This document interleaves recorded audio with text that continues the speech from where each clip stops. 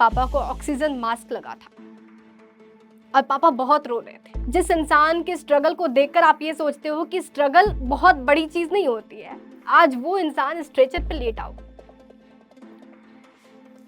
मुझे मेरे पापा ने एक बात कही थी कि ठीक है, तुम दिल्ली से पढ़ाई नहीं कर पाओगी तो कोई बात नहीं, पटना के सबसे अच्छे कॉलेज से तो पढ़ सकती हो ना। न्यूज़पेपर में आया कि बेतिया की बेटी को मिलेगा अमेरिका में सम्मान। फिर पापा ने मुझे तुरंत कॉल किया, ऐसा क्या कर दियो तुम यार। नमस्कार, मेरा नाम है ऋचा शर्मा। बचपन से ही ना एक ख्वाहिश थी न्यूज एंकर बनना, और आज वो ख्वाहिश कंप्लीट हो गई है।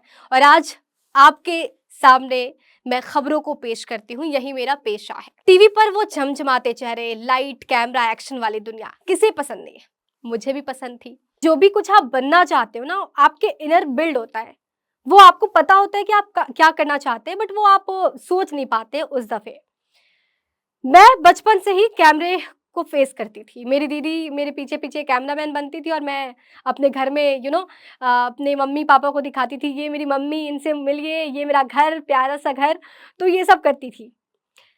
क्योंकि पढ़ाई में भी तेज थी तो पापा को लगता था कि ये तो टॉप ही करेगी। लेकिन जब मैं 11th में गई थी और मुझे वो RS अग्रवाल का बुक मिला था ना, जिसमें 100 क्वेश्चन आपको सॉल्व करने थे, तो मेरे से बैठ के ना वो क्वेश्चन सॉल्व नहीं हो पाते थे। मैं 100 गणित के सवालों का जवाब नहीं कर पाती थी। कर सकती थी, बट मेरे से हो नहीं पाता था क्योंकि मुझे कैमरा फेस करना था। तो एक दफ़ा ऐसा हुआ कि मुझे ना मैथ्स में 41 मार्क्स आए थे। हालाँकि मैं फेल नहीं थी, लेकिन पापा के लिए मैं फेल थी, क्योंकि आज तक मेरे मार्क्स कभी कम नहीं आए थे। तो उस दफ़े पापा पापा मेरे से बहुत नाराज़ थे, तो उन्होंने बस ऐसे ही कह दिया कि जब मुँह बनाने का मन करता है ना, तो मास कम्युनिकेशन कर लो, मुंह बनाना दिन भर बैठ के। मैं हमेशा ना उन पावरफुल शख्सियत को देखती थी जिसके सामने सुबह से लेके शाम तक मेरे घर वाले देखा करते थे। मैं सोचती थी कि आखिर ये लोग हैं कौन, इतने ध्यान से इनकी बातें क्यों सुनी जाती है। तभी से सोचा था, मुझे कुछ करना है ना तो यही करना है।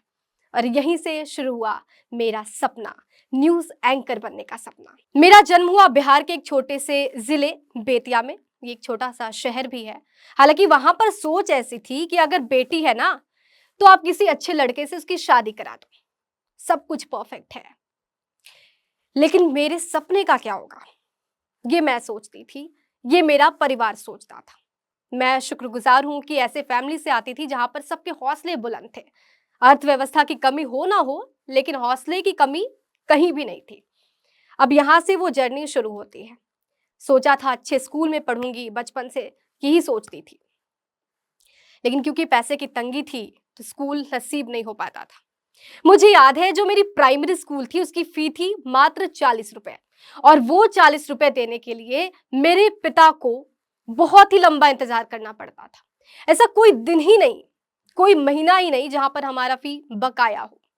मंथ के एंड तक आते आते पापा के पैसे खर्च हो जाते थे। अमूमन जो भी लोअर मिडिल क्लास से आते हैं, सबकी हालात ऐसी होती है। हम पैसे तो जमा करते हैं, हमारी सैलरी आती है, लेकिन मंथ के एंड तक कहाँ खत्म हो जाए पता नहीं चलता। पिता के साथ ऐसे ही होता था, फी बकाया रहता था, लेकिन हौसले में कमी नहीं आती थी। वहां से शुरू हुई। लेकिन कहते हैं कि किसी की भी आर्थिक स्थिति कब तक सेम रह सकती है, हालात कब तक सेम रह सकते हैं। हालात में बदलाव होता है। अगर आपके जीवन में आज दुख है तो सुख आएगा। वो स्थिति हमारे घर भी हुई। हालात बहुत बद से बदतर थे, लेकिन आर्थिक स्थिति में कुछ सुधार हुआ। अब चूंकि सुधार हुआ था, कुछ पैसे आए, पापा की आर्थिक स्थिति कुछ ठीक हुई, तो सोचा कि अब तो सपने को पूरा करके ही मानूंगी। बस ये सोचा करती थी ना कि 12th करना है, 12th पास कर लूं, उसके बाद मास कम्युनिकेशन कर लूंगी किसी अच्छे कॉलेज से, फिर क्या, सपने पूरे हो जाएंगे, कहीं ना कहीं तो जॉब लग ही जाएगी। तो ये सिलसिला ऐसे चलता रहा। 12th जब एग्जाम आने वाला था, उसके 1 महीने पहले कुछ ऐसा हुआ जिससे मेरे सारे सपने जो है वो टूट गए। 6 फरवरी 2016, एक ऐसा दिन जब मेरे पापा, जिनके हौसले से ही मैं आगे बढ़ती थी, उनको ब्रेन स्ट्रोक आ गया। ये हम सब परिवार वालों के लिए बहुत हार्ट ब्रेकिंग था। क्योंकि जो इंसान मुझे हौसले देता था, आज वो इंसान स्ट्रेचर पर था। पापा को ऑक्सीजन मास्क लगा था और पापा बहुत रो रहे थे। वो बस एक ही बात कह रहे थे कि जब भी तुम्हें सपने जीने का मौका मिला, जहाँ पर मेरी सबसे ज़्यादा ज़रूरत है, उस समय मैं तुम्हारा साथ नहीं दे पा रहा हूँ, इसके लिए बहुत सॉरी। अब पिता से ऐसी बातें सुनकर मुझे बहुत रोना आ रहा था। ज़ाहिर-सी बात है, आप जिससे बहुत ज़्यादा प्यार कर रहे हो, आज वो स्ट्रेचर पर लेटा हो, तो बुरा लगता है। सिचुएशन ऐसा कि जो इंसान आपको इतना हौसला देता है, जिस इंसान के स्ट्रगल को देखकर आप ये सोचते हो कि स्ट्रगल बहुत बड़ी चीज़ नहीं होती है, आज वो इंसान स्ट्रेचर पे लेटा हो।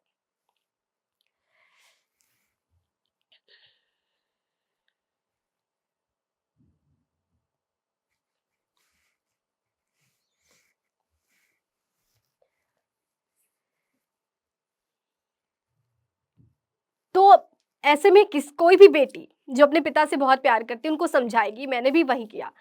मैंने पापा को ये हौसला दिया कि आप बहुत जल्दी ठीक हो जाएँगे। पैरालिसिस कोई बहुत बड़ी चीज़ नहीं है, ये बीमारी है जो ठीक किया जा सकता है, इसको क्योर किया जा सकता है, हिम्मत चाहिए। तो फिर पापा को कुछ सुकून मिला और अब बारी थी अपने सपने को जीने का, कहीं अच्छे कॉलेज में एडमिशन लेने का। हमेशा से सोचती थी कि दिल्ली से मैं मास कम्युनिकेशन की पढ़ाई करूँगी और वहाँ से ही मीडिया में अपनी किस्मत आज़माऊँगी। लेकिन वो हो नहीं सका क्योंकि पापा के इलाज में सारे पैसे चले गए थे, पैसे थे नहीं। उसकी तंगी एक बार फिर से आ गई थी और ऐसे सिचुएशन में मैंने पहले ही कहा था, जब पैसे आपके पास होते हैं, पराये भी साथ हो जाते हैं, लेकिन जब पैसे नहीं होते हैं, कोई आपके साथ नहीं होता है। मुझे मेरे पापा ने एक बात कही थी कि ठीक है, तुम दिल्ली से पढ़ाई नहीं कर पाओगी तो कोई बात नहीं, पटना के सबसे अच्छे कॉलेज से तो पढ़ सकती हो ना। मैंने तभी ठान लिया। फिर मैं पटना विमेंस कॉलेज के लिए निकल गई। पापा ने कुछ फ्रेंड से पैसे लिए, फिर मेरा एडमिशन हो गया और मैं पटना आ गई। पटना भी मेरे लिए काफ़ी नया, वहाँ पर आपको जीना है, वहाँ पर आपको अपने सपने को बुनना है। 2 महीने तक तो मैं हॉस्टल में रही थी। उसके बाद क्योंकि मैंने वो स्ट्रगल देखा था, वो आर्थिक तंगी देखी थी, तो मैं कभी चाहती नहीं थी कि मैं फिर पापा से पैसे माँगूँ। फिर मैंने वहाँ पे ट्यूशन पढ़ाना शुरू किया। अमूमन होता है ना, घर पे हम जाते हैं, ट्यूशन पढ़ाते हैं, होम ट्यूशन जिसे कहते हैं, तो मैं वैसे ही पढ़ाती थी। तो मुझे 4,000 रुपए मिल जाते थे।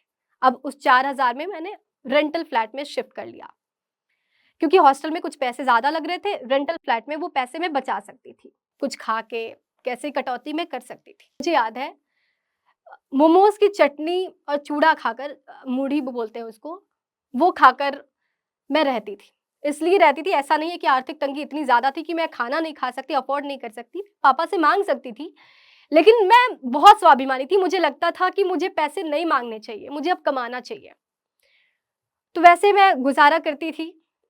कॉलेज के बाद जब आती थी, तो क्योंकि लिखने का बहुत शौक था, तो कविताएँ लिखती थी, फ़िल्मों की स्क्रिप्ट लिखती थी। फिर मैंने एक शॉर्ट फ़िल्म लिखी, ललक।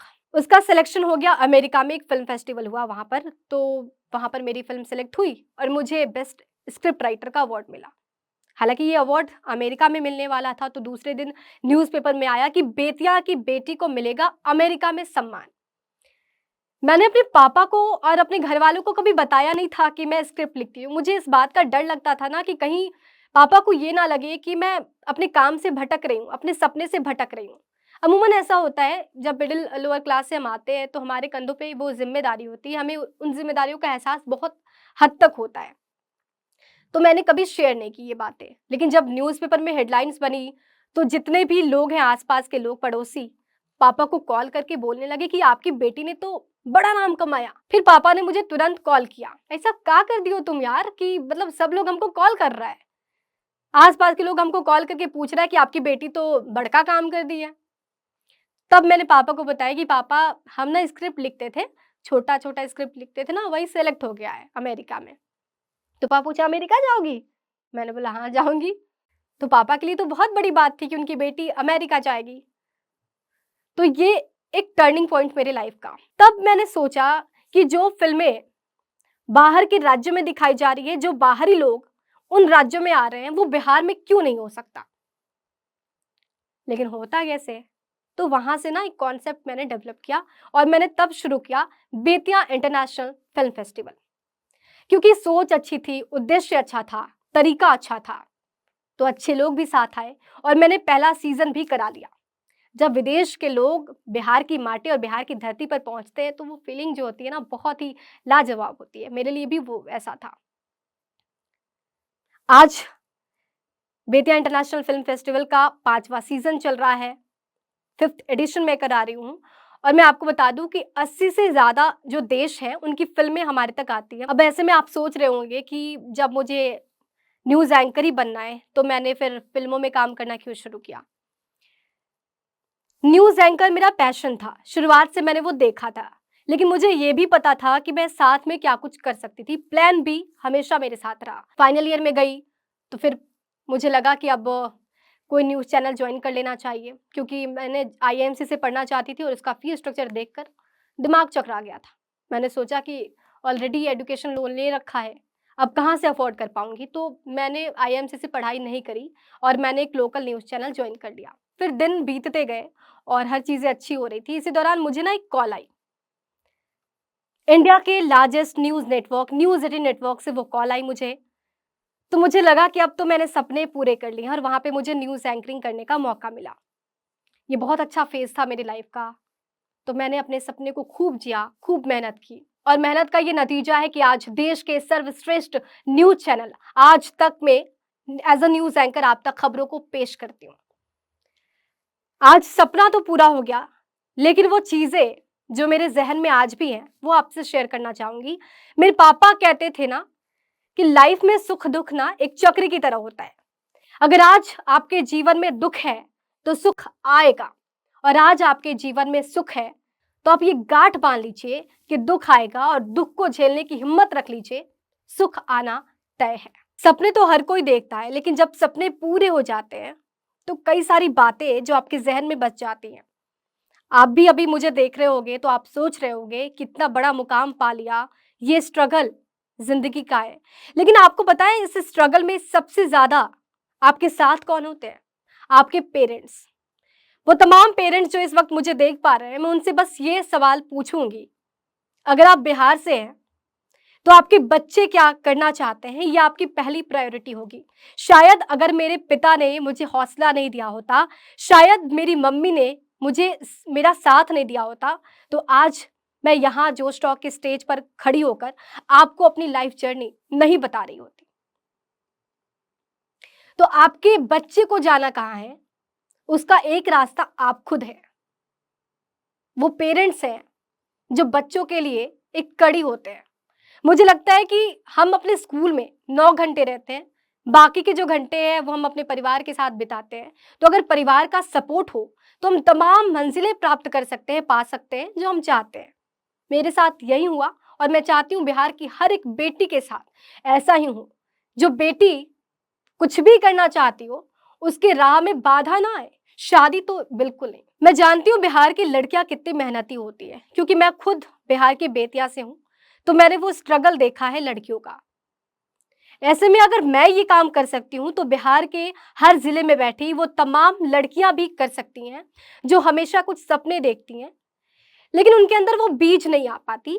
वो ये सोचती हैं कि हमारे पास तो ये नहीं है, हमारे पास तो वो नहीं है, मेरे पिता मुझे सपोर्ट नहीं करते, मेरी माता मुझे सपोर्ट नहीं करती। ऐसा कुछ भी नहीं होता, ये बस बहाने होते हैं। अगर आप करना चाहें तो पूरी कायनात आपके साथ हो सकती है, मेरे साथ हो सकती है, तो दुनिया की किसी भी लड़की के साथ हो सकती है।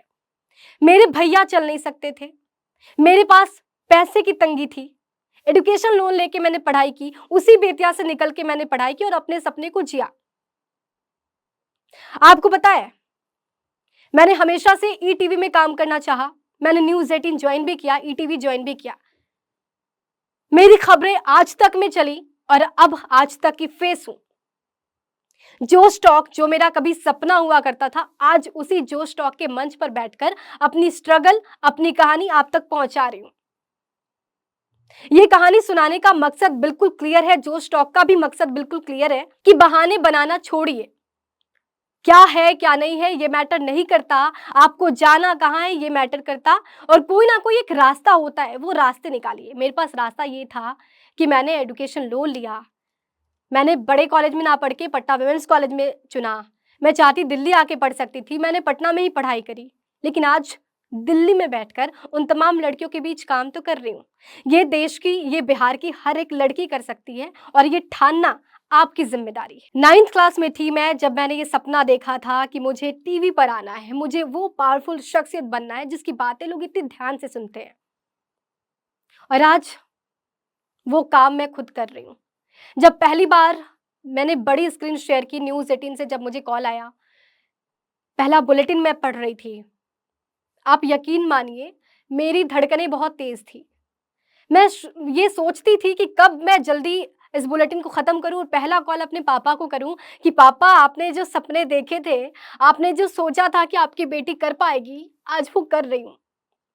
तो मुझे ये बहुत मोटिवेशन खुद से मिला और मुझे लगा कि आज ऋचा ने तो वो कर दिखाया है। तो ये बात ना मेरे बहुत दिल में लगी। पापा ने डांट के नहीं बोला था, लेकिन क्योंकि पापा ने बोला था, मेरे दिल पे बहुत चोट आई थी। तभी मैंने सोच लिया था कि ठीक है, मैथ्स नहीं हो पा रहे तो क्या है, 12th में तो अच्छा मार्क्स ला के दिखाएंगे। मैंने बायोलॉजी ले ली 12th में और बायोलॉजी इतना पढ़ा, 11th का 12th का सब एक साथ पढ़ के 98% मेरे मार्क्स आए थे। और तब जब पापा मेरे हॉस्पिटल में थे और पापा ने ही पढ़ाया।